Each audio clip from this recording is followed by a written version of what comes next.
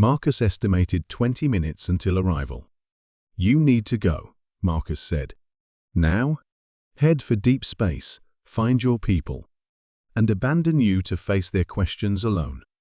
You saved my life, Marcus Chen. I will not repay that debt with cowardice." Before Marcus could argue, Zeph was already piloting the mini-ship back toward the garage.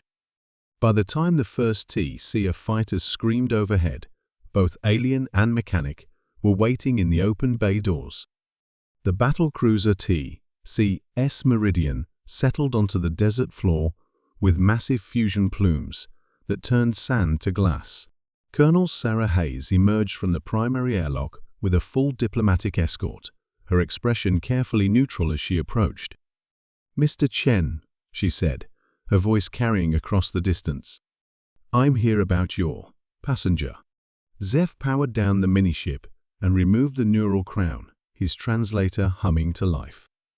"I am Zeph Keeler 9 of the Kytherian Trade Collective. I claim responsibility for any violations of your colonial protocols." Colonel Hayes stopped 10 meters away, her eyes moving between Marcus and the obviously alien craft. "That's an interesting ship, Mr. Chen. Did you build it?" Marcus met her gaze steadily. "Salvage work. Someone needed help. The Kytherian government has been very concerned about their missing scout," Hayes continued. "They've offered significant technological compensation for his safe return. Particularly interested in the innovative mobility solutions someone provided." Marcus blinked. "Compensation? Medical technology? Advanced materials? Propulsion systems?" Hayes smiled slightly. "Seems like their people are very grateful for creative problem-solving, especially the kind that helps their citizens maintain their dignity." She gestured toward the cruiser, where Marcus could now see additional figures emerging, tall, graceful shapes that shared Zeph's basic anatomy.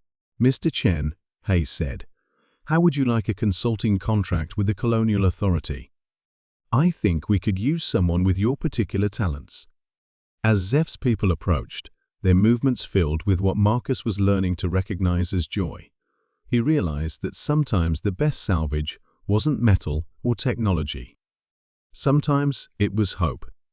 When Dr. Vasquez returned to Earth, she spent months analyzing her data, cross-referencing neural scans and behavioral patterns from dozens of species.